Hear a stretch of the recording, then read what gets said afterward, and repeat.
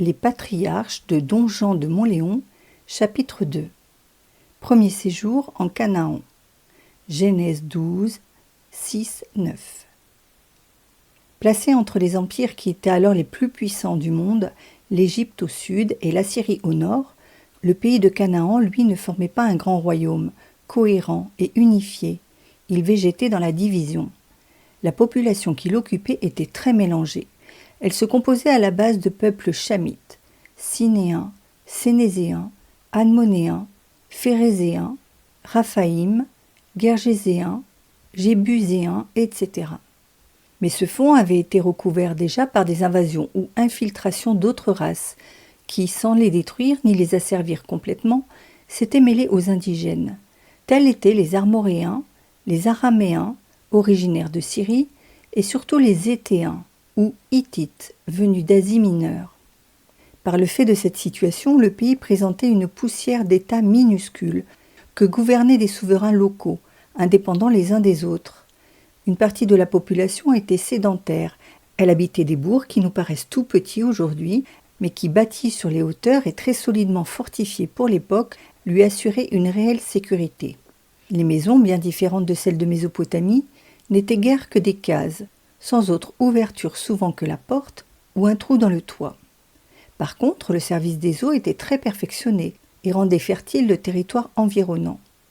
À côté de cette population fixée au sol, il y avait aussi des tribus nomades, qui se déplaçaient sans cesse pour faire paître leurs immenses troupeaux.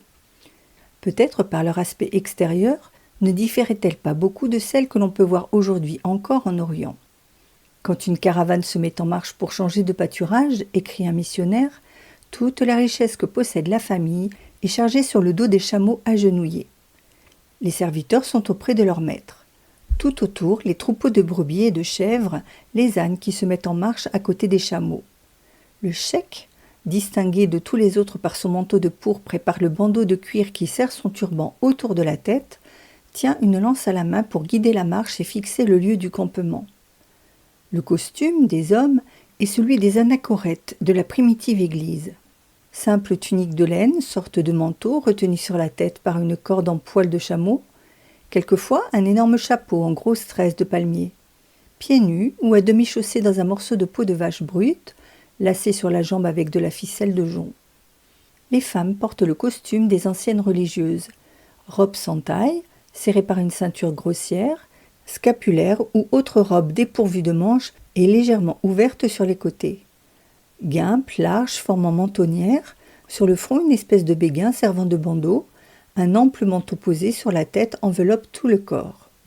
Pénétrant dans le pays de Canaan, par le nord-est, Abraham gagnait d'abord Sichem, petite ville fortifiée située à 400 mètres d'altitude, en plein cœur de la Palestine, à l'entrée d'une vallée que surplombe l'Ébal, 938 mètres, et le Garizim, 868 mètres. Rasée lors de la conquête romaine, mais reconstruite plus tard, elle existe encore aujourd'hui sous le nom de Naplouse. Le patriarche établit son campement dans un lieu que la Vulgate nomme « vallée illustre » et le texte hébreu « térébinthe de Morée ». C'était un petit bois de chêne situé auprès du village actuel de Balaba. L'écrivain sacré en a soigneusement noté le nom, parce que c'est là que pour la première fois Dieu apparut à Abraham.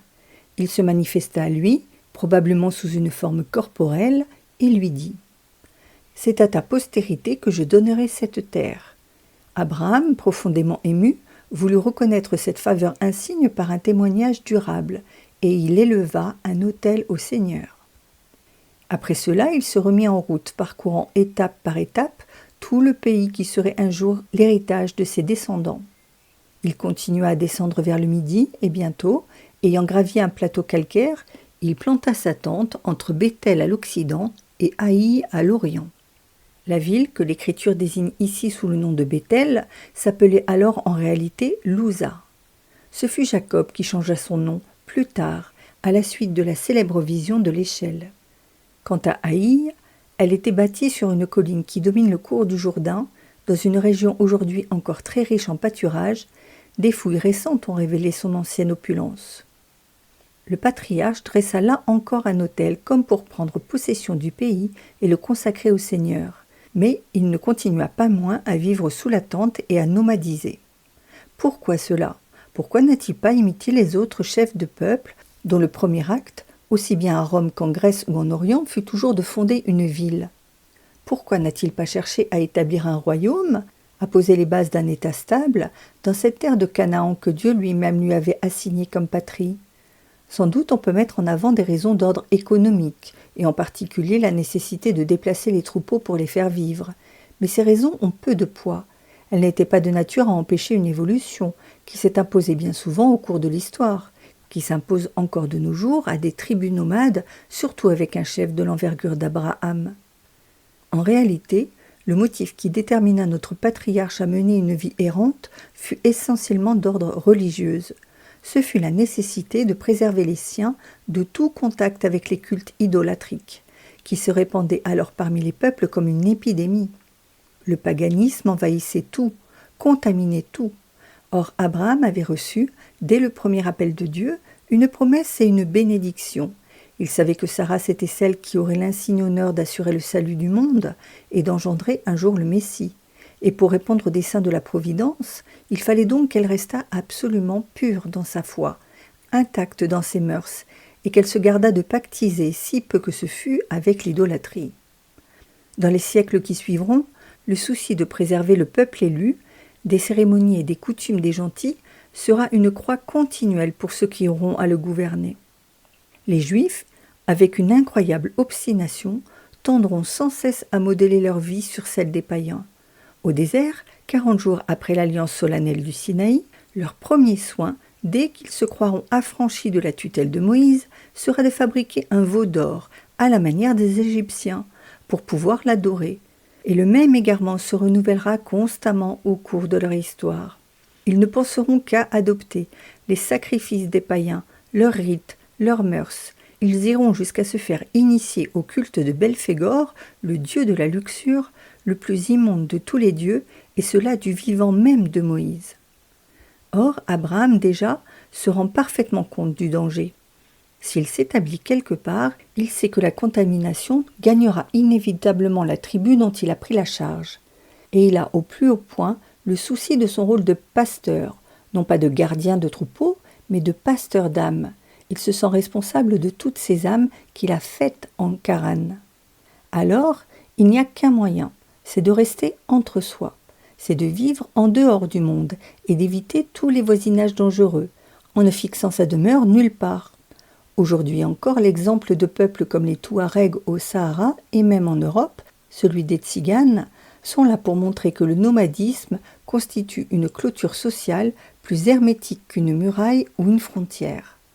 Telle est la raison première de cette vie toujours ambulante à laquelle va s'astreindre Abraham, de cette existence sans racine dans le sol et de cette réserve en apparence un peu hautaine, gardée par les siens aussi bien vis-à-vis des sédentaires qu'à l'endroit des autres nomades. Il importe, pour bien comprendre cette détermination, d'enlever à Abraham tous les masques dont on a prétendu l'affubler et de le voir sous son vrai visage, dont le caractère dominant est la vertu de religion. Toute la conduite de sa vie est commandée par le souci de ses rapports avec son Créateur. Abraham est avant tout un homme de Dieu. Il nous apparaît ici, non pas au sens figuré, mais au sens historique et littéral, comme le premier fondateur d'un ordre religieux. Il fut, écrit Eusèbe, le chef de ce premier groupe d'hommes qui renoncèrent au bien de la terre pour s'adonner à la contemplation et qui, sans le secours d'une loi écrite, ne s'écartèrent pas cependant du droit chemin et menèrent une vie conforme à la raison, à la sagesse, tout entière adonnée au culte divin. Saluons avec respect cette caravane, tandis qu'elle déroule ses longues files de chameaux, d'ânes et de moutons sur la terre de Canaan. Sans doute une observation superficielle pourrait nous laisser croire qu'elle ressemble à s'y méprendre à celle que l'on voit aujourd'hui encore dans les pays d'Orient. Ne poussons pas trop loin la comparaison. Les compagnons d'Abraham ne sont pas des Téraïtes, englobés dans quelques vastes mouvements migrateurs. Ce sont avant tout des croyants, et le mobile qui commande toute leur vie est leur foi.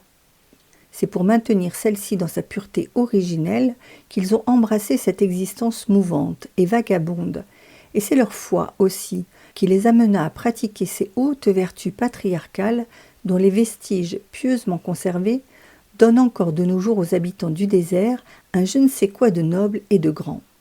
Saluons donc avec respect cette Smala, tandis qu'elle parcourt les pistes de la Palestine, jalonnant les points qui deviendront plus tard célèbres dans l'histoire du peuple juif.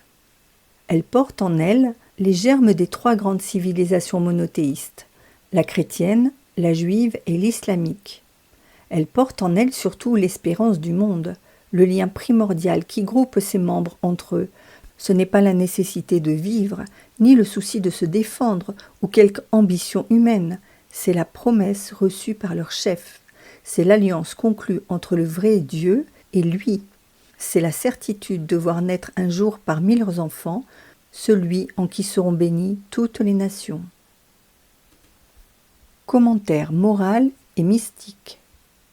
Le sens mystique de cette pérégrination continuelle nous est donné par saint Paul lui-même. C'est à cause de sa foi, dit-il, qu'Abraham demeura dans la terre de la promesse, comme dans une terre étrangère, habitant sous la tente, de même qu'Isaac et Jacob, co-héritiers avec lui de la promesse.